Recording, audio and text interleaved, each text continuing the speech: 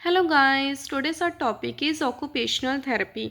सो occupational therapy में simply क्या होता है कि जो साइकेट्रिक पेशेंट्स हैं हम उन्हें कोई ऑक्यूपेशन यानी कि उनसे कोई काम कराते हैं जिससे क्या वो डिस्ट्रैक्ट रहें, इंडिपेंडेंट रहें। सो ऑक्यूपेशनल थेरेपी में हमने क्या लिखा है कि इसमें हम क्या करते हैं, कोई भी वर्क या प्ले एक्टिविटीज़ का यूज़ करते हैं जिससे क्या होता है कि क्लाइंट की डेवलपमेंट होती है और उसमें डिसेबिलिटी प्रिवेंट होती है। ठीक है।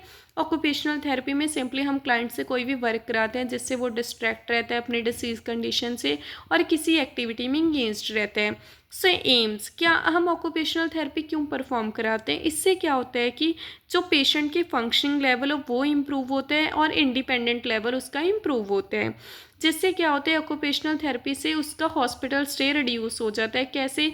क्योंकि पेशेंट किसी काम में इंगेज्ड हो जाता है तो वो अपनी डिसीज़ कंडीशन को भूल जाता है। फॉर एग्जांपल आप लगा लिए कोई डिप्रेशन वाला पेशेंट है, उसको हमने किसी एक्टिविटी में इन्वॉल्व कर लिया, भूल जाएगा कि हाँ मुझे किस चीज़ का स्ट्रेस था। ठीक है। मतलब कि ऑक्यूपेशनल थेरेपी में हम के पर्सन को किसी एक्टिविटी में इंगेज्ड करते हैं। इससे क्या होता है कि पेशेंट का सेल्फ कॉन्फिडेंस लेवल भी इंक्रीज होता है और ऑक्यूपेशनल थेरेपी एक डाइवर्शनल टेक्निक की तरह एक्ट करती है। सो इंडिकेशंस में क्या है कि कौन से पेशेंट्स को हम ऑक्यूपेशनल थेरेपी दे सकते हैं।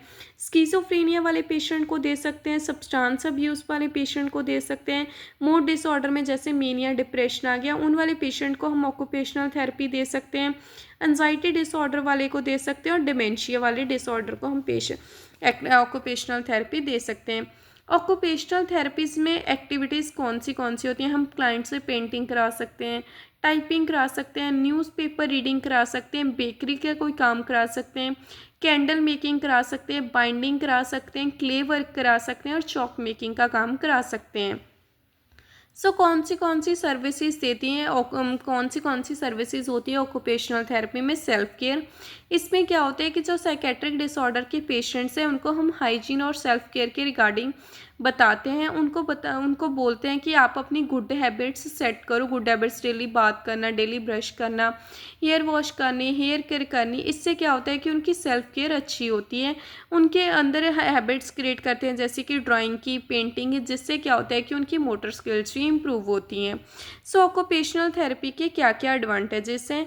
इससे क्या होता है कि जो पेशेंट है उसकी अटेंशन और मेमोरी भी इम्प्रूव रहती है, उसका सेल्फ कॉन्फिडेंस भी इंक्रीज रहता है, उसमें पॉजिटिव एटीट्यूड बिल्डअप होता है कि हाँ मैंने ये काम कर लिया, उसकी जो डिसीजन मेकिंग स्किल्स है वो भी इम्प्रूव होती हैं, उसकी स्ट्रेस और एनजाइटी रिड्यूस होती है और उसकी सोशल स्किल्स डेवलप होती हैं।